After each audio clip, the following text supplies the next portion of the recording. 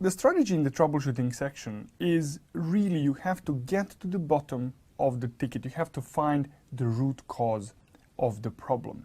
Now, usually I go rather deep into this part here, but because of those technical issues that we had yesterday, I'm just briefly going to go through a generic approach to troubleshooting that can help you a lot in the lab. The first part that you need to get right is the time management. Now, with the time management, if you have 10 tickets and you have 120 minutes for the troubleshooting section, that is 2 hours, that basically means that theoretically you have 12 minutes for one ticket. Now, the problem with that is that this is 12 effective minutes. That means that the time in the lab starts when the proctor says, okay, go ahead, welcome, you log in into your Windows, and when you log into your Windows profile, that's it. Your 2 hours have started right there. So I like to think of the lab as a person who, instead of saying, hi, hello, my name is Marco, can I please poke you in the eye? Watch out, here it comes, and then pokes you in the eye. The lab is basically one of those people who just says, hi, and then bang, right straight into your eye with the finger. So there is no warning, there is no warm-up period, there is no part of the lab that tells you, hey, arrange the planets in their distance from the sun, just like we have in other Cisco exams. There is no warm-up period in the lab. The lab starts immediately. So these 12 minutes here are a little bit of a lie. If you spend 12 minutes on tickets 1, 2, 3, 4, 5, 6, 7, you're probably going to run out of time by the ticket number 8, 9, or 10. So what you need to do is you need to be careful how you manage your time. So my recommendation is don't think that you have 12 minutes per ticket. Assume that you have 8 minutes per ticket. That gives you around 4 minutes of grace period for each ticket. Now, how should you approach the tickets? Well, the first thing you do is similar to an example that I've shown you yesterday. You've seen this table. This is the whiteboard snapshot that I used yesterday, in which I said, okay, let's say that we have 10 tickets here, and let's say that these are the point values. This is the same thing you should do for yourself. So just on a piece of paper, create this simple table. I like to call it my TPS report. And just call it, it's a ticket, point value, and status. It should take you about 30 seconds to create this table. When you log into your profile, there will be a web browser window that will contain the diagram, the troubleshooting diagram that you will be working on. And there will be a button there that, usually a big yellow rectangle that says, click here to start. Click there to start because it will give you important information about the lab. It will give you the introduction, the rules, the do's and don'ts, and what are the general guidelines for the lab. But also it will show you the link, or maybe it will be actually included at the bottom of that text. It will be the text of all the tickets. Or you might have a separate button that says, click here to see all the tickets. Click there and just quickly scan through all the tickets. Don't read them through. The only thing that you're interested at this point in the lab is to see what is the point value on individual tickets. So you just quickly scan through these tickets, collect the point value, and write them down in the table. Now, the way we are going to use this table is when you start working on something, I like to mark it. I just put a very simple dot there. This tells me, okay, I have started working on this ticket. When I complete this, I'm going to mark it as complete. So as I'm going through the lab, this might be what I end up with after spending 8 minutes on each ticket. Now you can see here that I managed to complete tasks number 1, 2, 4, 6, 9, and 10. But what remains are 3, 5, 7, and 8. Mind you, I have spent only 8 minutes on each of these tasks, which leaves me some time to go into round 2. So in round 2, I'm going to go for the highest value ticket. This is this 3-pointer here. So this is what I'm going to attack next. I'm going to go there, going to try to get this 3-pointer. But remember, depending on how much you have left, you will not have more than 4 minutes per each ticket. But try not to use all 4 minutes. Try to use a little bit less. Let's say spend additional 2 minutes, or you may want to allocate all 4 minutes. With a little bit of luck, you might get 2 rounds like this, or you might even get 3 rounds, because think about it. This is assuming that you have spent 8 minutes on each and every ticket in the lab. But some of the tickets, let's say for example tickets 9 and 10, took you only 4 minutes each to solve, which means that we will have more time to spend on round 2. But it's very, very important that you manage the time in the troubleshooting lab. Now, the only indicator of how much time you have left will be in the upper right part of your web browser. There will be a countdown timer. It's very unobtrusive, and it will not tick, it will not ding, it will not beep, it will not give you any indicator that time is running out, other than, I believe, at around 2 or maybe 5 minutes before the end of the time, it's going to turn red. And that tells you that, well, you have a 2-minute warning, that the time might be running out. When the time runs out, that's it. You will be disconnected from the server on which your equipment runs, and you will no longer be able to do anything in the troubleshooting question. Is this clear enough? Do you have any questions, any comments? Can we assume that the tickets are independent? Well, it's a very good question. Yes and no. So Cisco's official stance is that tickets are independent. But they also say that due to the nature of networking, some dependency between the tickets is to be expected. Which in plain English, if you ask me, means yes, there will be some dependency on the tickets. But they promise that if you solve the tickets in the order in which they are presented, you would have resolved the dependency before you encounter it. So it's a bit weird position from Cisco. They say it's independent, but then they say, yeah, there might be some dependencies, and yeah, just solve them how we listed them, and you will be fine. Well, that said, from my experience and from my discussion with the people who are involved with the Cisco program, with Cisco program managers and people who are actually working on the exam, the way it works is, let's say that you have tickets 1, 2, 3, and 4. What might be is that you have situation that ticket number 3, for example, depends on ticket number 1. But what you will never have is the situation that you first need to solve ticket number 3 in order to solve, for example, ticket number 1. So this dependency here will not exist. This dependency here might exist. And if there is a dependency like this, it's basically maybe a 4-point ticket that is split into 2-point parts. So it's one giant problem that was actually divided in half. So let's say that one part deals with the layer 2 aspect of the problem, and the other deals with, for example, layer 3. So you will have maybe a switch that has some devices connected there, and then there is a problem with that switch configuration, and then on top of that there might be a routing problem that you also need to resolve. So if there are dependencies, they will be like this. So this goes back with my suggestion that you write down this table like this, because if you start solving tickets in the order in which they are presented like this, you will also resolve the possible dependencies that might be included with these tickets. If I can't resolve one ticket, can I just move on to the next and just skip the previous ticket? Well, you can, of course, but if there is a dependency like this, in that case,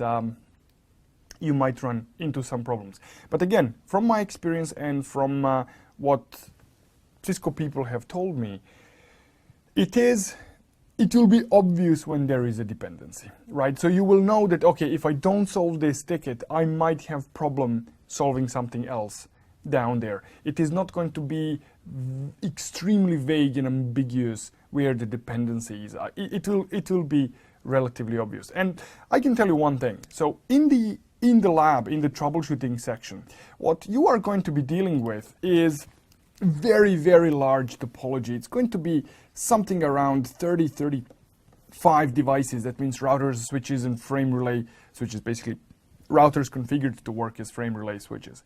Now, if you have such a large topology, one of the reasons why Cisco has such a large topology in the exam is to make it easier for them to have tickets independent from each other.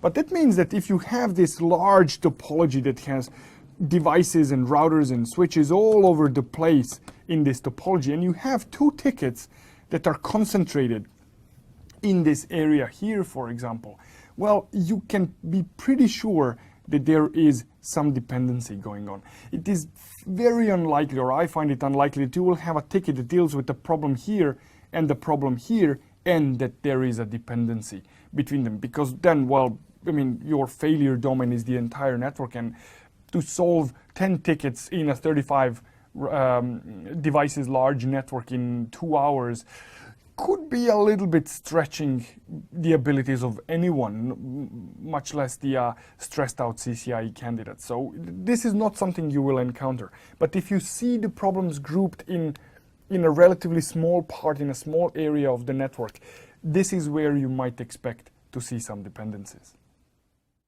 I explained how generally you can go through the tickets, how you can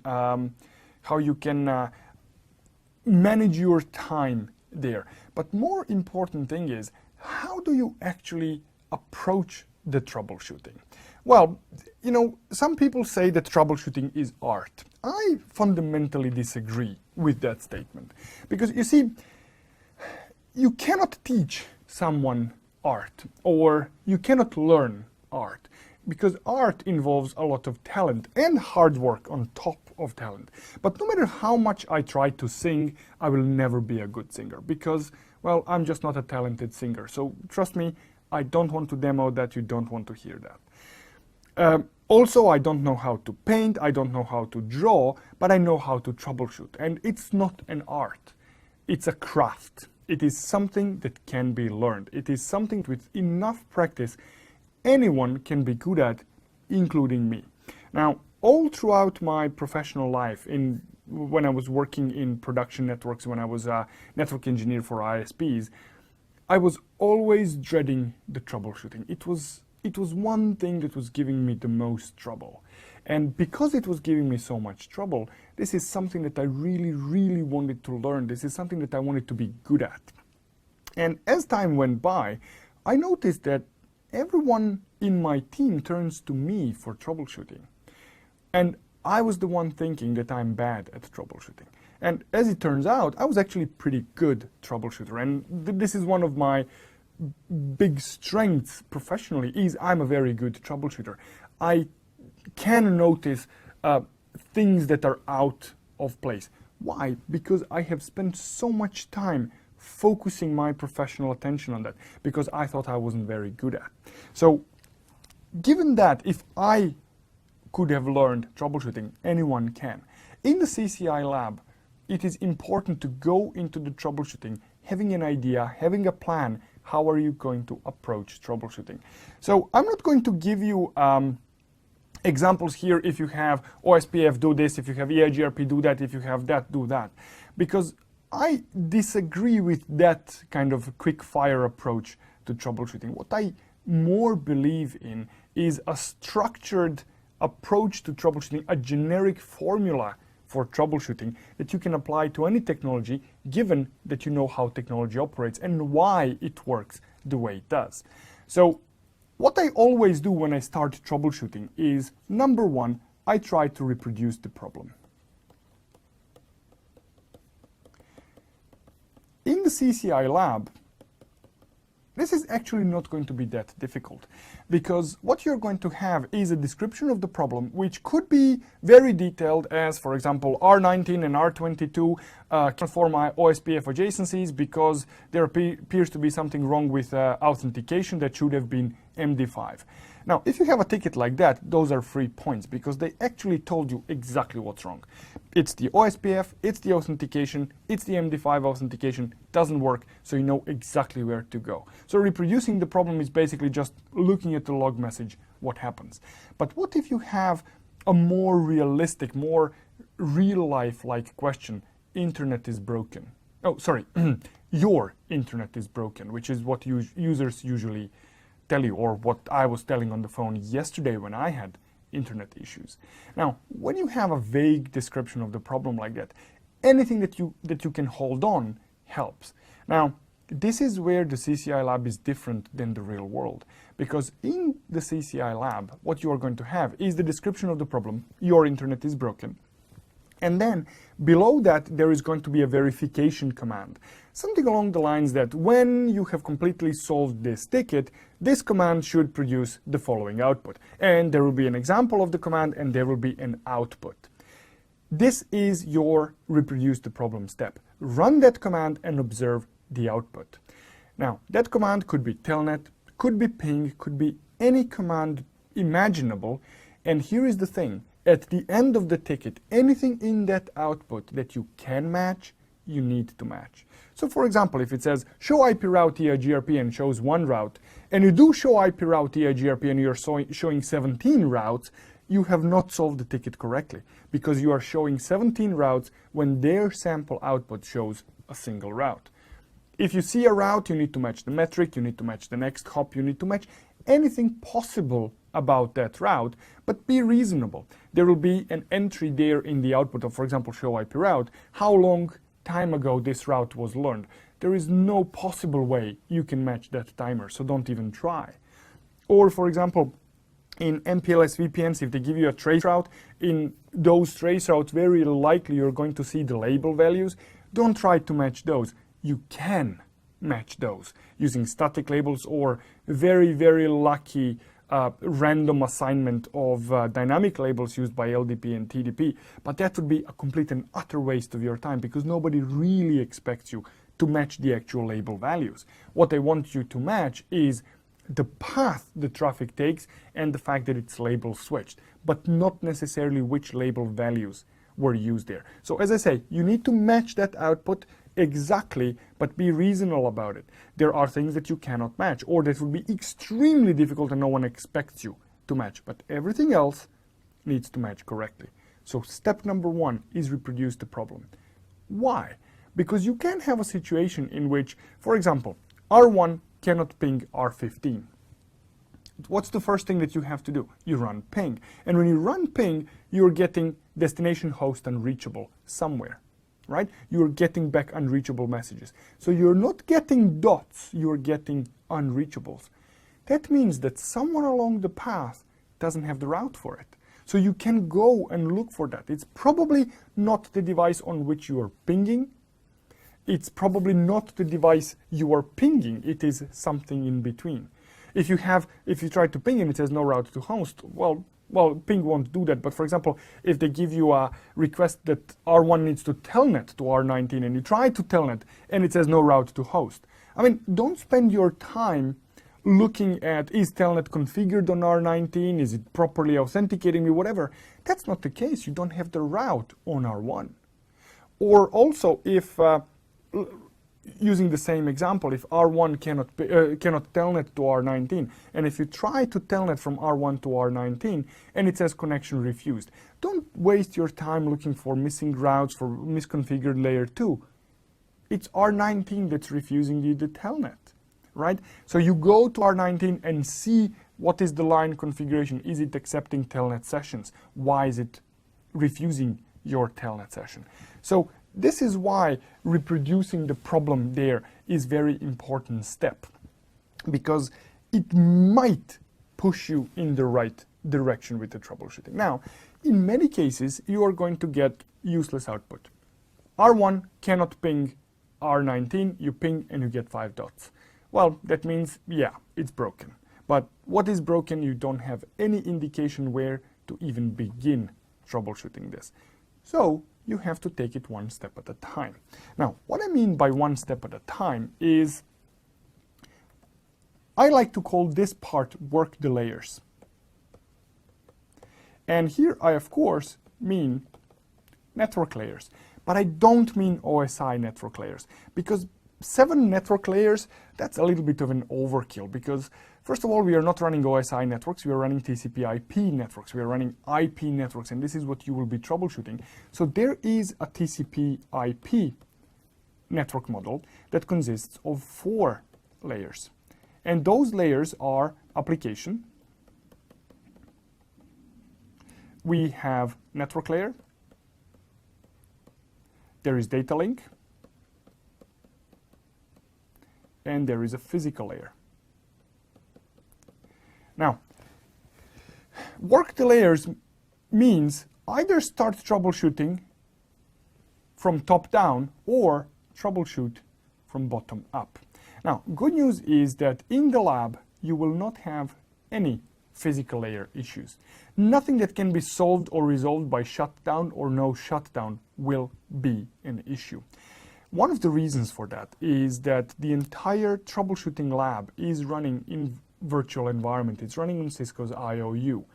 Well, these days it might even be running on Cisco's Viral, but I believe it is IOU still, which means there is really no physical layer between devices because they're all emulated entities on a single server.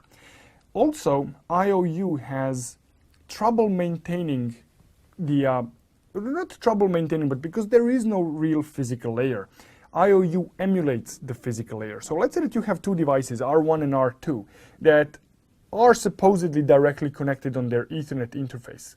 The way it actually works logically inside the emulator is that R1 is connected to a hub and R2 is connected to a hub.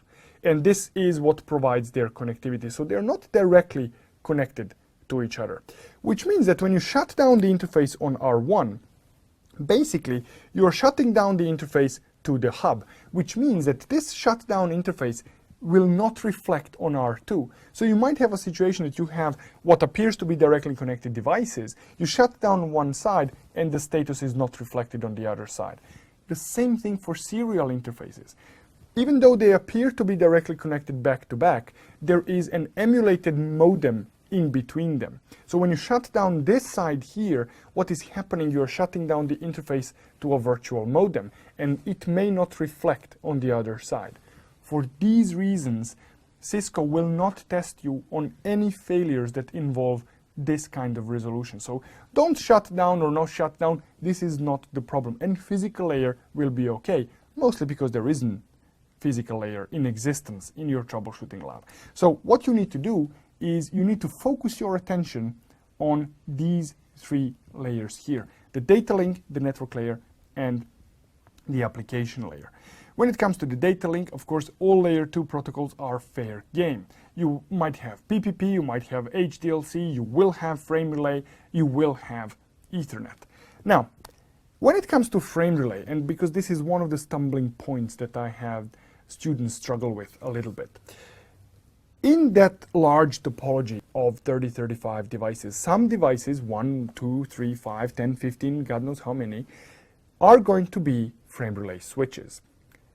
Frame relay switches are a fair game for misconfiguration, which means that it's not an untouchable entity in the troubleshooting lab. If you can connect to it, if you can log in, and if you can enable on the device, it might be the problem. That means that if you have a device, let's say R1 and R2, and there is a frame relay switch in between them, and you cannot get connectivity between R1 and R2, don't assume that the frame relay switch is correctly configured. It could be misconfigured, and it could be something that you need to fix. Also, in the configuration part of the lab, it's also a fair game. You might need to configure the frame relay switch. Now, probably not, but it's good knowledge to have when you go to the lab. If you ask me personally, frame relay has no business being in the lab. Frame relay switch, what were they thinking? But it is what it is. This is what we have to deal with. It is 2013, and unfortunately I do have to talk about frame relay. I had, in my previous class, I had a student who really thought I was joking when I was talking about frame relay, and they thought I was wasting their time, but you know, frame relay is in the lab, unfortunately. It will probably be gone in the next blueprint, but by that time, I hope you're all CCIEs. So, going back to the troubleshooting. Work the layers simply means make a decision where you want to troubleshoot. Are you going to start troubleshooting from bottom up? That means, are you going to first look at PPPH, DLC, frame relay, Ethernet, whatever is running there, and then work your way onto the network layer, which would be, of course, your routing protocols. And here we're mostly talking about RIP, EIGRP, and OSPF, and then go to the application layer. Now, you might have noticed that in my previous sentence, I said RIP, EIGRP, OSPF, but where is BGP?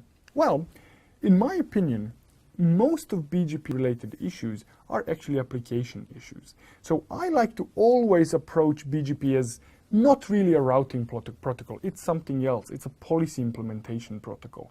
So I always think of it as, okay, it's an application that needs to run on already functional network. Yes, it provides the routing. Yes, it provides the routing information. But if you approach it more like an application, you will be more successful in troubleshooting it. Also, sometimes those other three routing protocols that you will have in the lab are also applications. An example, let's say that you have an adjacency forming between R1 and R2, and this is supposed to be EIGRP. Now, this EIGRP is not coming up because EIGRP password is misconfigured. Now, when you look at this relationship at its atomic level, that means we have only two devices with the link in between. Is there a layer 2 problem between them? No, there isn't, because they can communicate. Is there a layer 3 problem between them? Is there a network layer problem between them? Not really, because there is end-to-end reachability between them. What is failing is the application that needs to run in the network consisting of two devices. And this application is EIGRP. So you need to fix the application called EIGRP. You need to fix the authentication in order to probably solve a much larger connectivity issue. But when it boils down to only these two devices, it is an application layer problem. So when you look at the problems, when you look at the description of the problem, you have reproduced the problem, you need to make a decision which way you want to go. But sometimes, you know, due to our experience of years and years of working in networking, we sometimes get that gut feeling that when you have seen what the problem is, when you have tried to reproduce it, when you know, you sometimes just have this urge, this feeling, hey, I think I know what's wrong here. Now, this gut feeling, this experience message coming deep inside from you, listen to it, because that's the third valid approach to troubleshooting. I like to call this one split and divide, when you basically just go directly into a layer. So you're not working the layers up or down, you go directly and try to solve the problem. Listen to that voice in your head, because it might be right. Now, it very often happens that we go with our hunch, we go with our gut feeling, we go and check it out and clickety, clickety, click, and we go there and it's not that. And then we get another hunch, another gut feeling. And you know what that other gut feeling is? It's called guessing, right? At this point, it's not a gut feeling. At this point, you are just stumbling in the dark, trying to figure out where the problem is. Don't do that. One hunch per ticket is allowed. If you want to run multiple hunches, that means that you're just trying to guess what the problem is, and you are, trust me, not going to be very successful with that. But listen to that experience speaking once per ticket. Now, once you have gone through these working the layers, inevitably you are going to find and pinpoint where the problem is. When you have found the problem, the third step is fix the issue. Fix the problem. Now, fixing the problem may sound easier than it actually is. The reason why it may sound easier than it is that in the CCI lab, you are expected to fix the root cause of the problem. You are not expected to fix the symptoms of the problem. Now, sometimes it might be rather difficult to fix the root cause and not focus on the symptoms. This is why I always like to tell my students very, very horrible example. Imagine that I was in a car accident and that part of my body is missing. Let's say my arm went missing. And somebody comes to me and says, oh, your arm is missing. Here is an aspirin for your pain. Basically what they are doing is they are fixing the symptom of my problem. Not the fact that I no longer have arm. No, that's probably unfixable unless we can find the other parts. But let's not get that gory right now. But this is the same thing in the lab. Don't go chasing symptoms around with a pill of aspirin. What you need to do is you need to find the root cause and you need to fix it. Now, how should you fix the problem? Well, your solution, and this is a quote from Cisco, your solution needs to follow the spirit of intended configuration. Now, whatever that means, my understanding of follow the spirit of intended configuration is do not remove anything that has been configured, make only minimal changes, and your changes must be in line with what's already configured. An example of that would be, let's say that you have, again, R1 and R2, and you have some trouble communicating between them. You go through your layers and you find that there is an access list blocking this configuration. And you look at the access list entries, and they say something along the lines of permit ICMP any, permit UDP any, permit TCP any. Something like that. Maybe not that generic, because that would really allow everything. But let's say it was permit UDP any and permit TCP any, and you cannot ping, which obviously means that ICMP is missing from the mix. So your access list in this case is perfectly fine to include permit ICMP any. Why? Because it kind of follows what's already configured. It follows the spirit of the intended configuration. But let's say that you have an access list that says permit TCP host A, host B, permit TCP host A, host B equals that, permit UDP host, and then the port numbers, permit this, permit that, and the task says, oh, SSH between hosts A and B is not working. So obviously you need to add SSH. Completely wrong configuration in this case would be to say permit TCP any equals SSH, or permit IP any. That would be solving the symptom, because your solution there does not follow the spirit of the intended configuration. Because all other rules in that access list were very, very, very specific. The obvious intention was to lock the network down to allow only permitted traffic and deny everything else. And what you are doing with your solution is permitting everything, right, and not following what was the intention there. So you need to be careful about this. When you are trying to solve the problem, follow the spirit of the intended configuration. Another thing that you need to be very, very careful about is don't get too creative. So this is the example that I always like to tell.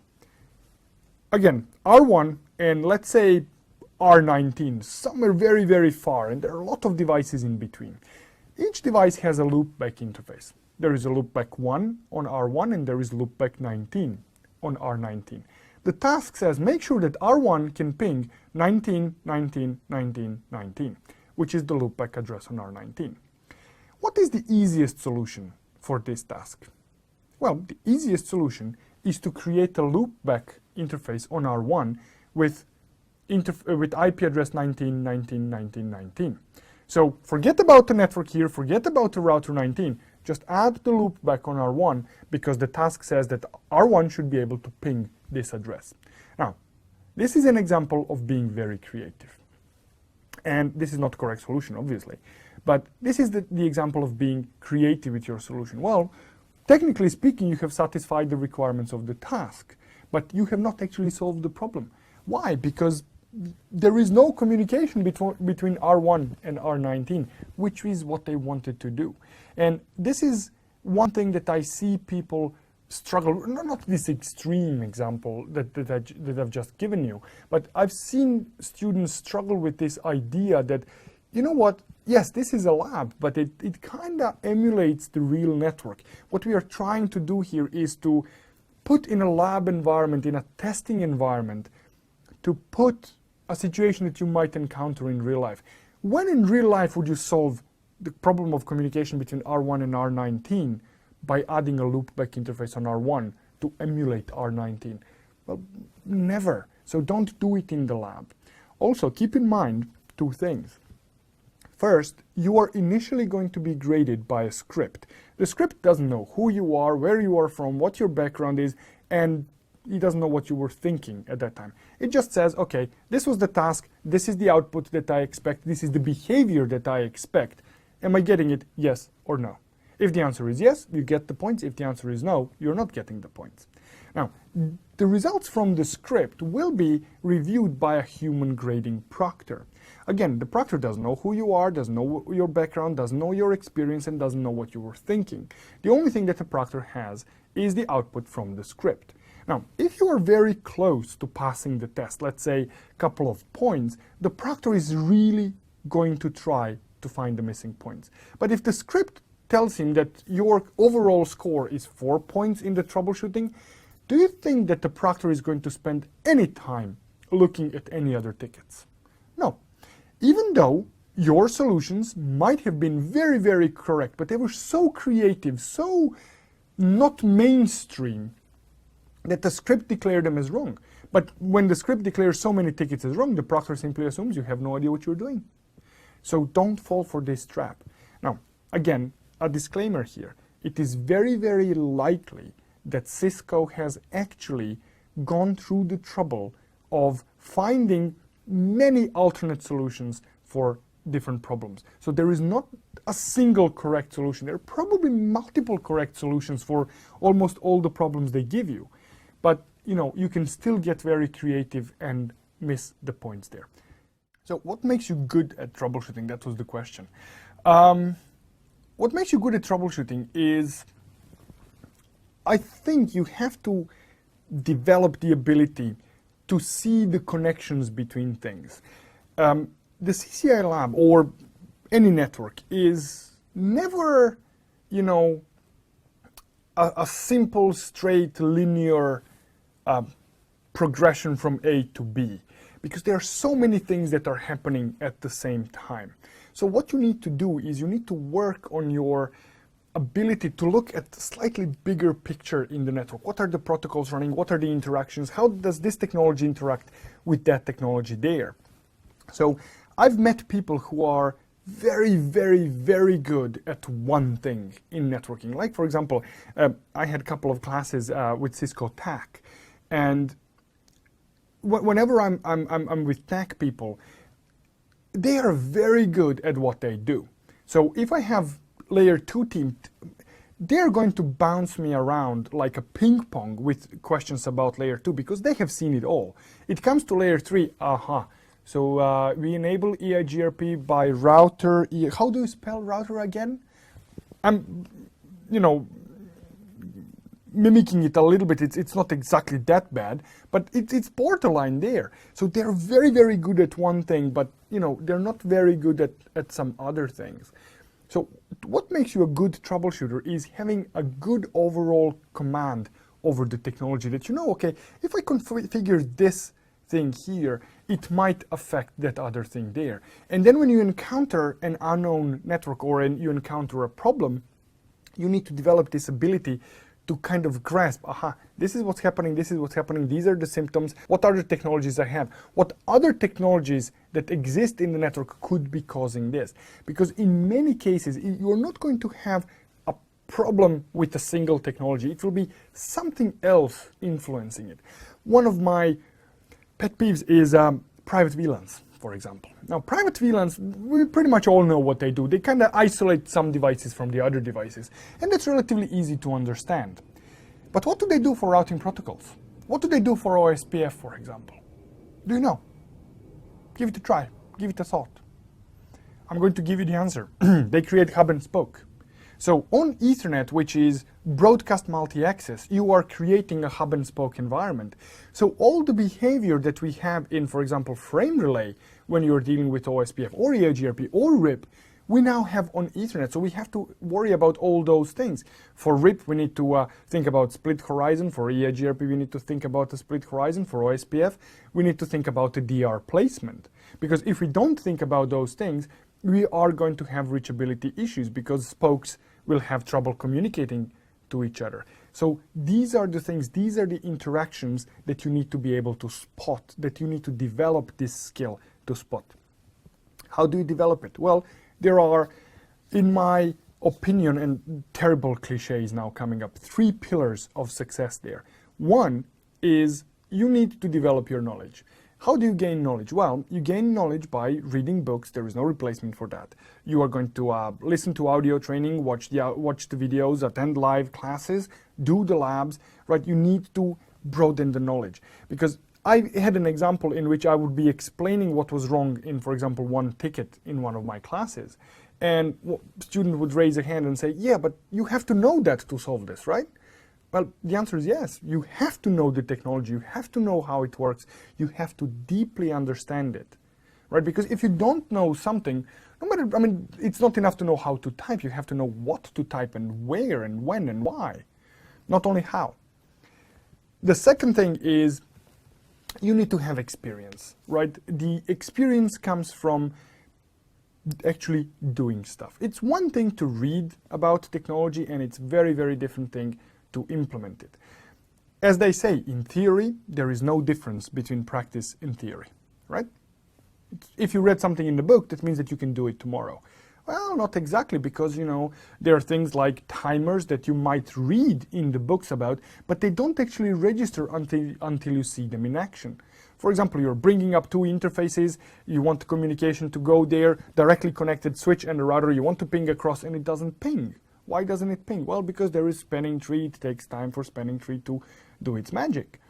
Well, that's it. You know there is a spanning tree. You read it in the book, but now you are actually seeing it in action. Now you understand what those timers actually mean. Or, for example, we all know from books that there is a 180-second hold down timer for BGP. Okay, 3 minutes before BGP figures out something's wrong. But the way you're going to see it in the lab is you configure something, everything works fine, you move on to another task, and what happens? After 3 minutes, that session that you just configured, bam, goes down. It takes 3 minutes for the routers to notice that there's something wrong. But you as a human, you look at the session seems established, you are getting the routes here, you're getting routes on the other side, everything's fine, moving on. And not everything is fine because, well, the keep alives are not being sent and received, and the hold down timer is 3 minutes, which means that it is going to expire at some point and you may or may not see it. So this is one thing. You need to have experience. You need to have seen those things. And the third, and this is the most important if you ask me, is the self-confidence. You need to believe that you can do that. You need to go into the lab, or even in your daily work when you're troubleshooting something. You can't approach the problems, oh, what am I going to do now? I don't know what to do. Should I touch this or not? No, you have to go in there with a fighting attitude. Bring it on. You walk into the lab, you look the proctor in the eye, and you say, bring it on. Well, don't do that. They might take it the wrong way. And at least one of them is very good in Kung Fu, so you might have trouble with that. So, you know, don't actually express your fighting mood, but be in that mood. Anything they have, it's just work. So when you see the lab, when you get that web page with tasks, with diagrams, with things to do, you just have to go, okay, I know how to do this, done, done, done, done. Oh, this one requires a lot of typing. You see, requires a lot of typing. That's it. It's just work. It's just something that needs to be done. There is no difficulty. Why? Because you know this stuff, you have seen it, you've done it in the lab, and you know you can do it. So these 3 things are what are going to make you a good troubleshooter and a successful CCI candidate. Successful CCI candidate is the one who signs his emails with a CCI number, just so you know. As I said, fix the problem. Don't get too creative about fixing the problem. And last but not the least, and this is very, very important part, verify your solution. How do you verify? Well, at least you should run whatever command Cisco gave you and said, okay, this is what is going to be, this is what needs to happen at the end, run this command, and if you get this output, that's pretty much it. Now, keep in mind that this is probably not the only thing that will be used to verify if your solution is correct in their grading script, but this is the least you can do to verify. Of course, you would want to, sanity check everything that you have done and make sure that you didn't break any lab restrictions, which might be in place. And once you are done, once you are happy with how that works, don't spend too much time on this. You have to verify, but don't spend 15 minutes verifying a 30-second ticket. After you're done, is save the config and move on to the next ticket.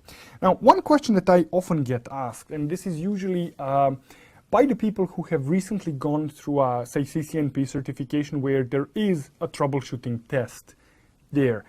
Here you can actually go back and forth because these tickets are not separate, not happening on separate topologies. This is all in one big topology, one big network, and your tickets are just text. So there is no really going back and forth between the tickets. You are not closing one topology and opening a new one for the next ticket. So yes, you can freely move anywhere you like with your lab progress. There is really no structured, okay, you are now on ticket 1, this is the environment, these are the tickets, these are the devices, and when you are done, you are done. It's just one big environment. There is one thing you should not do in the troubleshooting section. In the upper, I believe, it has been a long time since I have seen the lab with my own eyes. I believe when I was taking it, it was in the upper right corner, there is a button that says finish section. Now, finish section doesn't mean that you are done with ticket 1, you want to move to ticket 2. It means you are done with the troubleshooting. When you click on that button, there may or may not be a dialog that says, are you sure you want to finish the session? If you click on yes there, that's it, you are done with your troubleshooting. If you do this after the first ticket, enjoy your lunch in RTP or Brussels or wherever you are taking your lab, because that will be pretty much the only thing you will be enjoying that day, because your session is over at that point. Now, you should click that button when you are really truly done with the session. There are 2 hours allocated for the troubleshooting section. You cannot exceed these 2 hours, but if you finish earlier, and I know people who have finished earlier, when I was taking the lab, I was considerably under 2 hours with my troubleshooting. I actually clicked that button to move on to the configuration section, because all the unused time from the troubleshooting section you can actually use in the configuration section. I like to think of it as QoS, where troubleshooting section is LLQ. You can use up to this time, but anything that you don't use can be used by other section or other queues. So it's CBWF queue for configuration section and the LLQ for the troubleshooting section. So you can use that time. Now, mind you one more thing. If you have only, let's say, 5 or 10 minutes left in the troubleshooting section, don't rush to end it, because those 5 minutes would be, in my personal opinion, better spent verifying 1 or 2 of the tickets than actually using them in the configuration section. But if you have half an hour left and you have verified everything and you are happy with your troubleshooting, those half an hour can actually get very, very useful in the configuration section. So, that said, let's talk a little bit about the configuration section. In the configuration section, you are going to have, as I said, a minimum of 6 effective hours for the troubleshooting. You are going to have whatever remains from 100 points. So if here we had 22 points, here we are very likely to have 78 points allocated for the session. And in how many tasks? Well, that heavily depends on the lab that you are actually working on. But I would expect to have somewhere between 25 and 30, even though 30 is a bit high number for that, gradable items.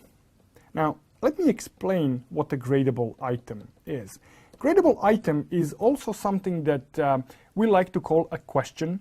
And any gradable item, any question, can have any number of bullet points. So just like the lab that you have been working on yesterday, where you have, for example, task 1.1, do this and this and this and this and this and this, and then multiple bullet points there. That 1.1, that's a gradable item, and then you have multiple bullet points there. The gradable item is the smallest amount of points you can get for those allocated tasks. So if you have a gradable item that has, for example, 5 bullet points and carries 4 points, there is no way in that gradable item that you're going to get 1, 2, or 3 points. It's either going to be 4 points or nothing. And you can get 4 points only if every single requirement of that task has been met. Which brings me to the most important thing about grading in the configuration section. No partial credit is given, right? Just what I said. And also, that means that the more gradable items you have, the better it is for you. Because the last thing you want is to have 10 questions of 7 points each. That means that there are a lot of points to lose if you miss a single bullet point. The best possible lab that you can have is the lab that has 78 gradable items that each carry a single point. That will not happen, but that will be the best scenario. Because that way, if you lose something, you're losing only 1 point. If you miss one little requirement, you're losing only 1 point. But if you have large questions that carry, for example, 4 or maybe 5 points, well, if you lose 5 points on 78, you're very, very close to not passing that test. The same thing as in troubleshooting section, you need 80% of the points in order to pass this section. Only when you have gotten 80 points here and 80 points here can you be called a CCIE. Now, before some of you ask, yes, you have to do it in one sitting. That means that if you pass troubleshooting section in one exam and fail the configuration section, and then you take the test again and you fail the troubleshooting and you pass the config, unfortunately you are not yet CCIE. Because I had students who thought they were CCIEs, or they considered themselves CCIEs because they have passed both sections, just not at the same time. So yes, you have to do it at the same time in one sitting, unfortunately. It would be nice if you could kind of store your troubleshooting so that you are CCIE routing and switching troubleshooting unless you actually pass the configuration, but it doesn't really work that way. So as I said, you need 80% of the points in the troubleshooting and the configuration to pass the lab. The challenges in the configuration section are very, very different than the challenges in the troubleshooting section. First thing is the point distribution. In the troubleshooting section, we have these 3 pointers and 2 pointers. In the configuration section, we can have 4 pointers, 5 pointers, 3 pointers, 2 pointers, and 1 pointers. So we can have really large number of different point scales. So let me just fix this very quickly to at least have some resemblance of order. So there can be any distribution of points per individual tasks. It's not only that you will get 2 pointers or 3 pointers. Now, of course, 5 pointer will usually have considerably more work than 2 pointer, but don't underestimate 2 pointers, 3 pointers, and 4 pointers. They will have a lot of work. Sometimes you're going to have a 2 pointer that has considerably more work than another 4 pointer, but 4 pointer is going to be more difficult, more challenging than the 2 pointer. A 2 pointer just has a lot of stuff to be done, but most of it is copy paste. An example of that would be in, say, layer 2 section, where they ask you to configure ports as trunks and access ports and whatever, and you just have a lot of work, but it's mostly copy paste. This could also be a 4 pointer that is not terribly complicated, but it has a lot of work, and Cisco recognizes that it has a lot of work, but be careful about that. You're actually better off if you have these long, tedious tasks that have low point value than if they have high point value. Why? Because if you have a task that requires you to do multiple configurations on multiple devices, and if you make a single mistake, isn't it better to just lose 2 points than lose 4 points? So sometimes you're going to look at this task and you're going to say, oh man, this is a lot of work for just 2 points, when Cisco is actually doing you a favor, because they know that the likelihood of you missing a single thing, missing one little requirement on one of those places, in one of those places, is very likely. So Cisco is saying, okay, if you lose these points, we are just, going to penalize you very little. So it's very different than you looking at it and saying, oh my God, look at how much work I have to do for 2 points. Cisco is actually doing you a favor. They're looking from other perspective. They know you're not going to do this right, or that there is a high likelihood of you not doing this right, so they don't want to penalize you much, because it's not really that important in grand scheme of things. If you miss one, say, spanning tree port fast on one of the ports, one of 15 that you configured, right?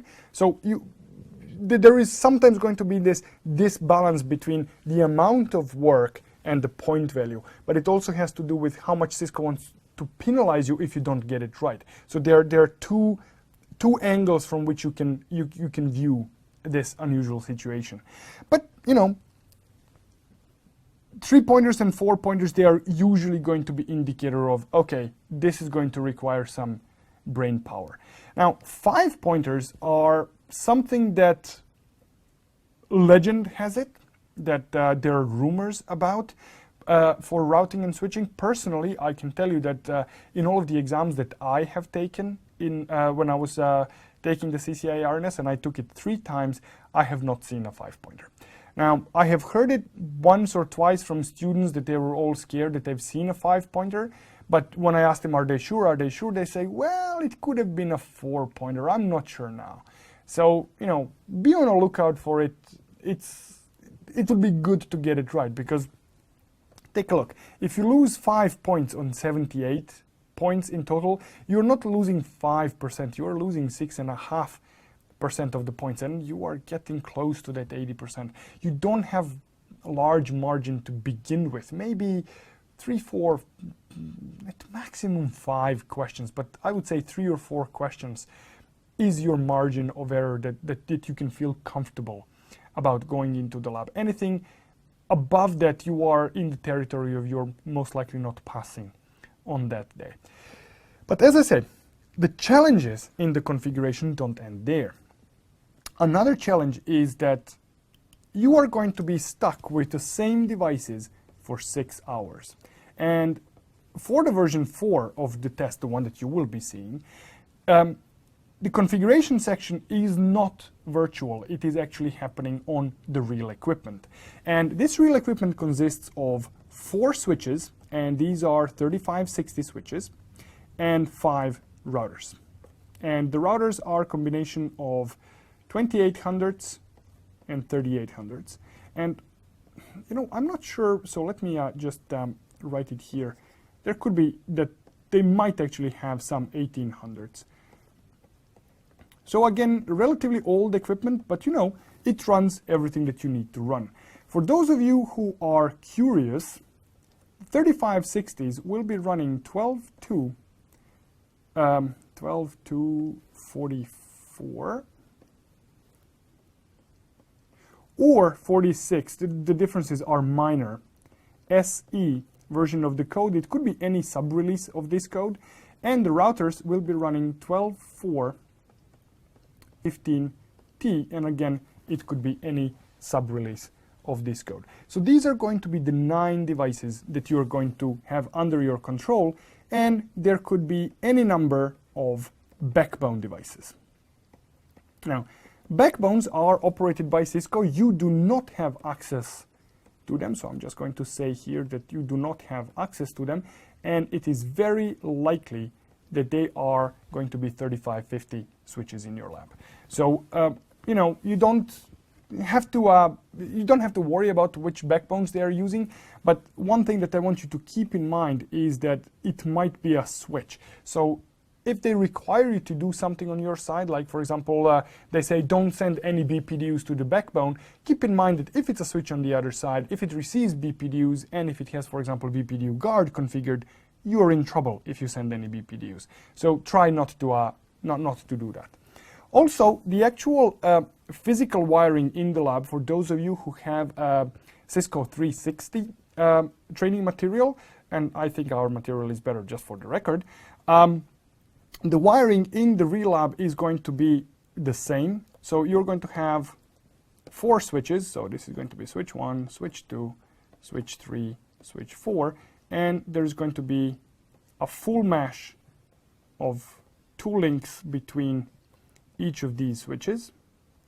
And this is pretty much what we have in our Proctor labs. So these interconnecting ports are going to be 19 to 24 on those 3560s, and the routers will connect to switches like this.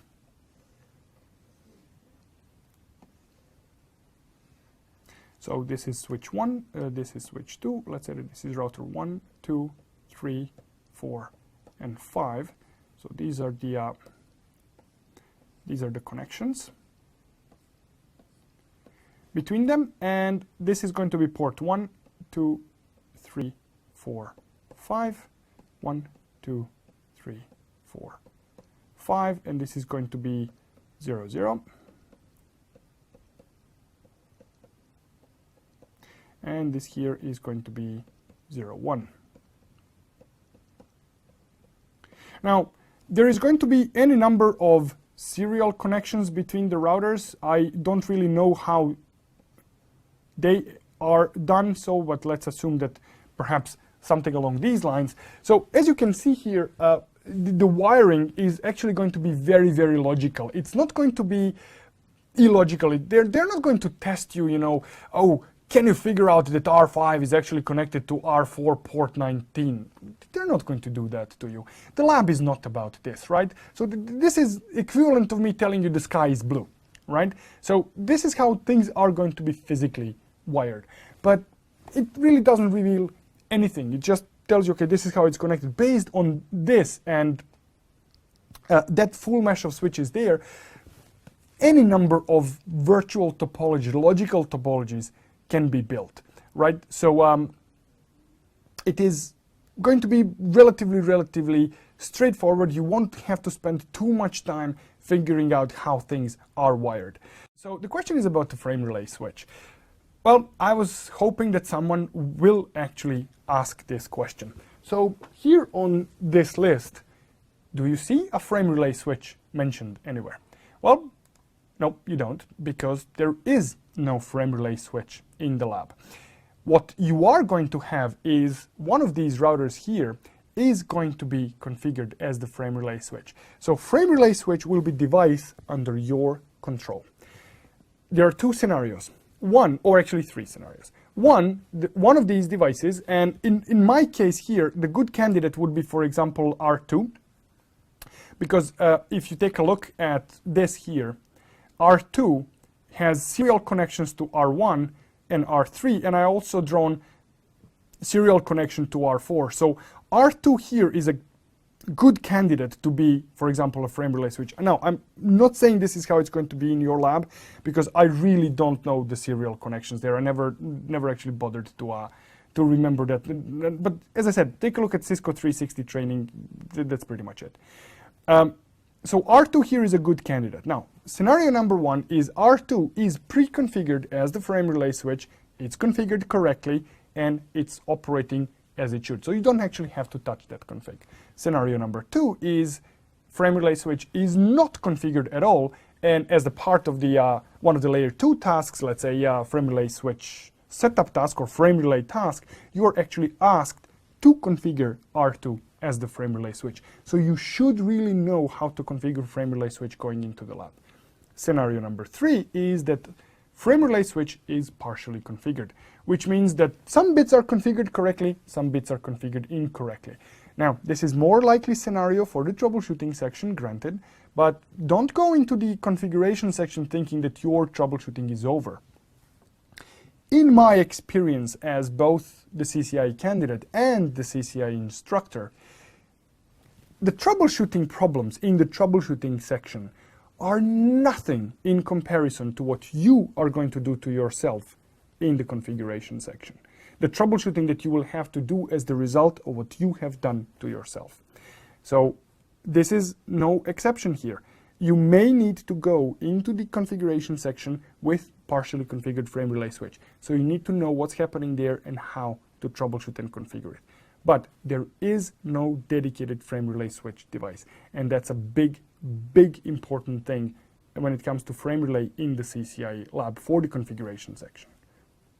Because this is real equipment, there is real danger of something actually being wrong with this equipment. Now, this is not something that is technically speaking part of the lab. You're not expected to fix physical errors. But if you encounter a physical layer problem, for example, the connection between our R4 and R5, this serial connection here got broken, if that is the case, and you are absolutely certain it's a physical layer problem, this is something you should report to the proctor, because you cannot fix it and you cannot proceed with the lab if this link is in use. Now, you might have labs in which this link between 4 and 5 is not in use. In that case, you don't absolutely care if it works or it doesn't. But if it's in use in your lab and it doesn't work and it's not coming up and you have down on both sides, report to the proctor immediately so that the proctor can take action. They can replace the cable, they can maybe move you to a different pod, or worst case scenario, you're going to get a voucher for another retake. But it's important not to waste time on this, and even more important, don't go to the proctor reporting the problems that are part of the lab. So for example, link down. If we have link between say 4 and 5 and it says up/down, is this something you should report to the proctor? Absolutely not, because the link is up, physical connection is up, it's layer 2 that is down. That is your problem. Layer 2 is your issue. But if you have link that is down, you can report it to a proctor, but only after you have verified that the other side is not shut down. Because if the other side is shut down, that's again your problem.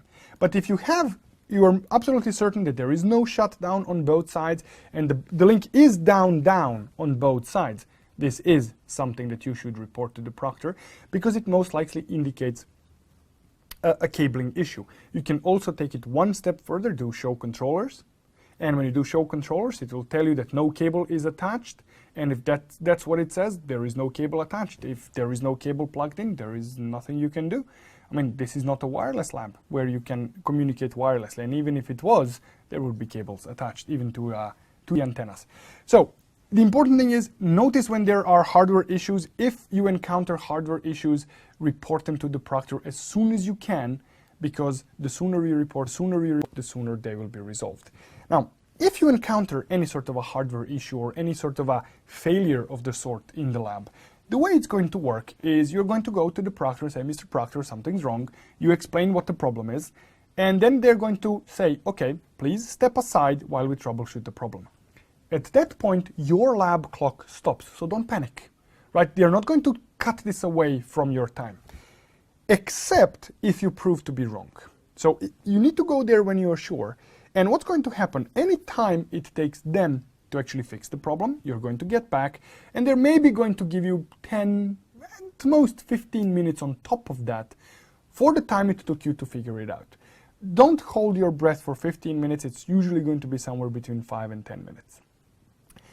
And I know it sounds scary. Oh, what if this happens to me? If this happens to you in the lab, celebrate. Because if this happens to you in the lab, what just happened right there is you got more time to think about the things you need to do. Because they will tell you, step aside and don't touch your equipment. But they cannot tell you, step aside and don't think about the lab.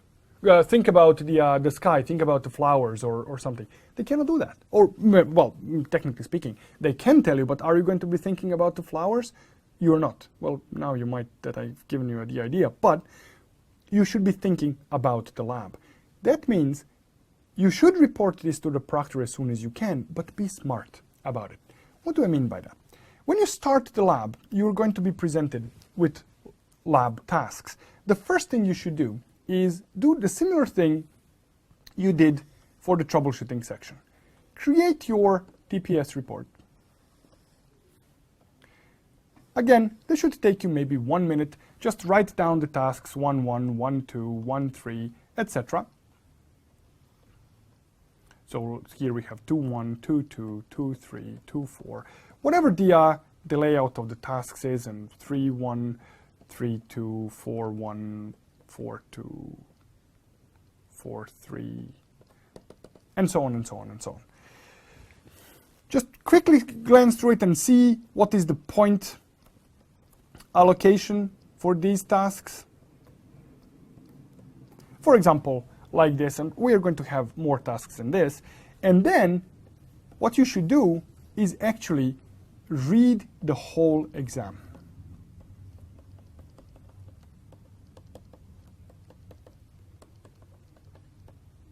And yes, I mean read it in detail. In troubleshooting, there are going to be very few dependencies between the tickets. In the configuration section, there will be dependencies between the tasks. Sometimes you might need to do tasks out of sequence, out of the order.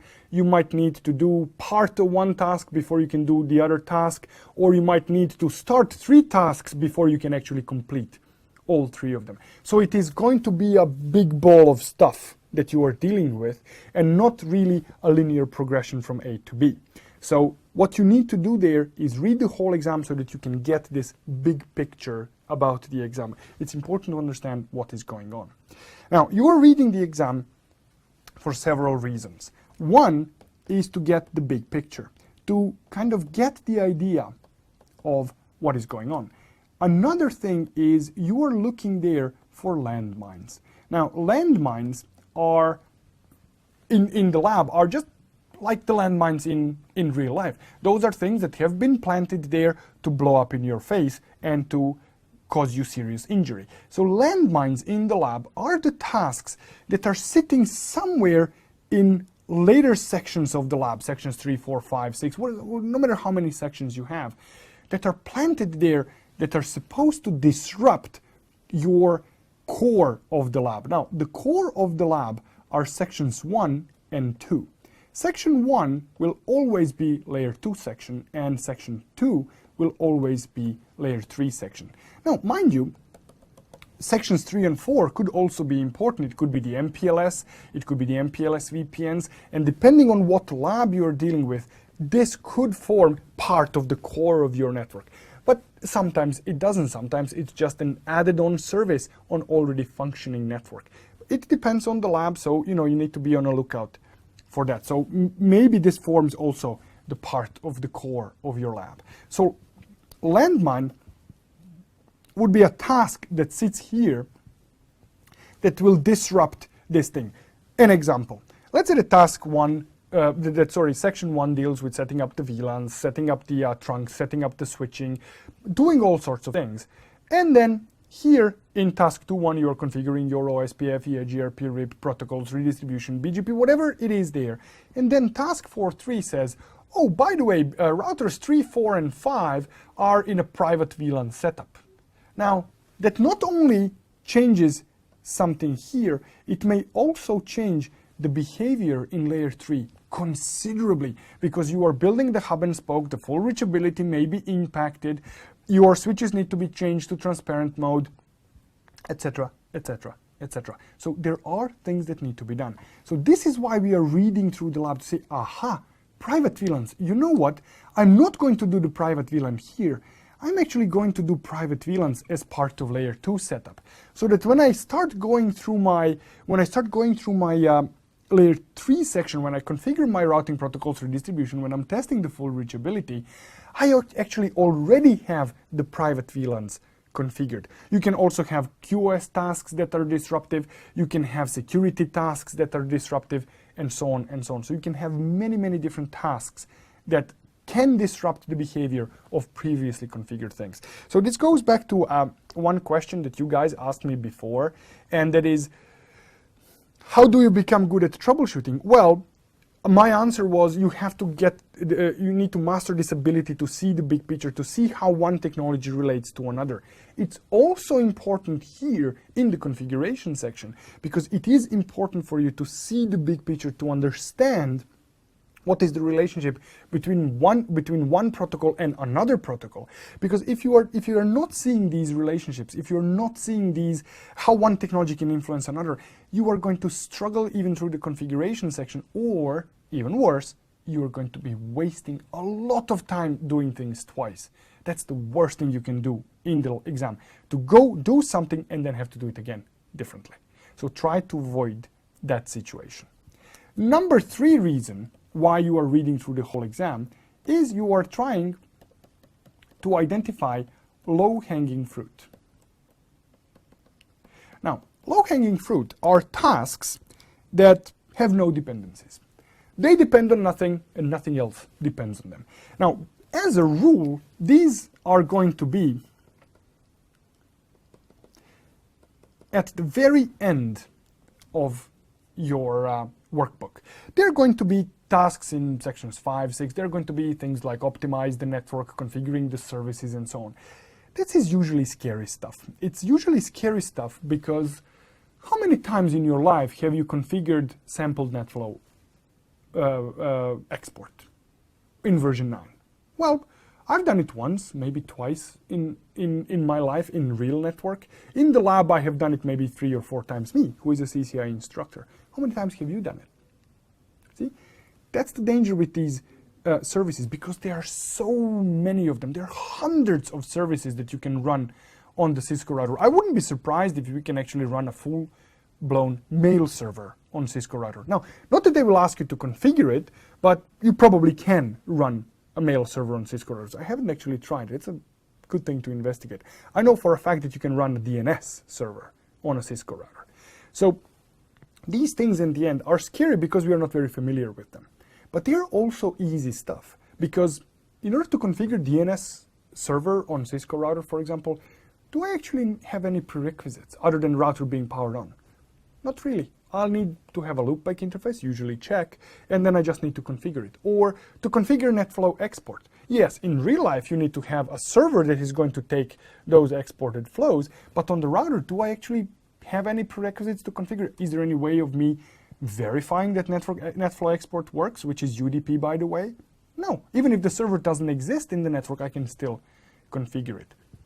QoS, for example, is one example of low-hanging fruit, because it doesn't really have any prerequisites to be configured. You might have prerequisites in order to verify it, to see if it operates correctly, but to configure it, there are really no prerequisites.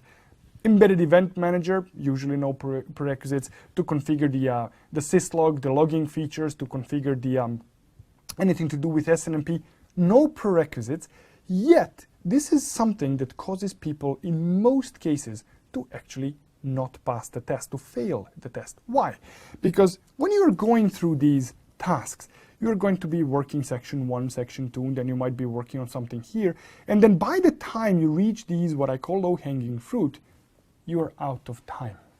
Now, those students who are prepared for the test, that they know how to do the time management, they're going to be going through section 1. And mind you, section 1, the layer 2 section, is the most annoying, most boring, most tedious section in the lab, because it involves a lot of repetitive work.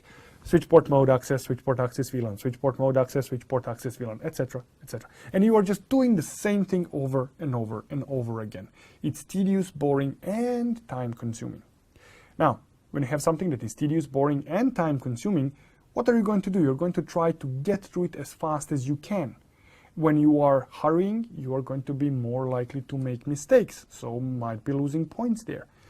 Then you're going to hit section 2, and you're going to be dealing with routing protocols, you're going to be dealing with this and that, and it might be particularly tricky redistribution scenario. And what are you going to do? You're going to notice that you're spending too much time in this section, and you're going to hurry through it. When you hurry through it, you're going to make mistakes, potential for losing points.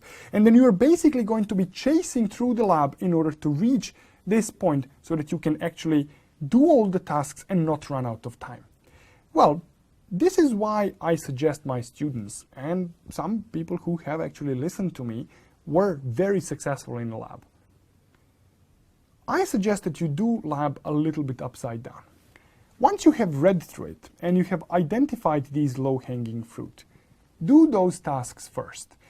I know for those of you who are going through our labs, who have gone through the training material from us or our competitors or whomever, this sounds like a very unusual suggestion, because we always tell you, make the core of your network functional before you move on to something else. And now I'm telling you, no, don't do that. Here is why. Because imagine that you do this low-hanging fruit stuff first. And you get, let's say, somewhere around 12 to 16 points on the board before you even touch task number 1.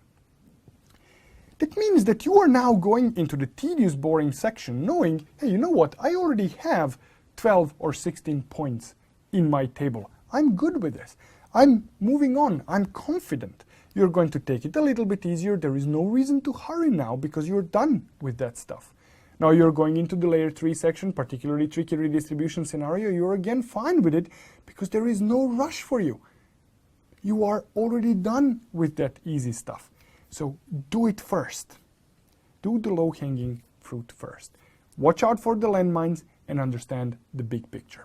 Now, when you are done reading through the lab, you are basically going to start working on the tasks. Before you do any of the work, you should connect to all the devices and just do a very quick sanity check. Now, the sanity check is take a look at your workbook, take a look at what you have configured on your devices, and you are always going to have some pre-configuration. Every single device in your network will have at least a host name and one loopback address configured. Most likely all IP addressing will already be in place when you start the lab. Just make sure that what you are seeing on your diagrams, what you are seeing in your lab, actually matches what you are seeing on your equipment. If it doesn't match, it could be that Cisco has loaded the wrong lab for you. If that's the case, again, report to the proctor and they're going to load the correct lab on your pod. This has not happened for about a year and a half that I know of. I have not heard this reported by any of my students, but it has happened in the past, and I always warn my students about it, even though I talked to the proctors and they say that this particular issue that was causing this discrepancy is no longer in place, that they now have an automated process in place that will load the configurations and the content in the web server at the same time. Again, I've seen automation go very, very badly. So the sanity check just very quickly, and then do a quick, when you start working through your layer 2 and when you start noticing that there might be some hardware issues, this is the time when you should report any hardware issues. But mind you, you have at this point already gone through this. You have read the whole exam, you have seen the big picture, you have read through the landmines, you have identified the low-hanging fruit, maybe you have even identified the tasks that you know will be giving you a lot of trouble. So now when you go and report the hardware issues, you can actually do a meaningful thinking process while you are taking that short break.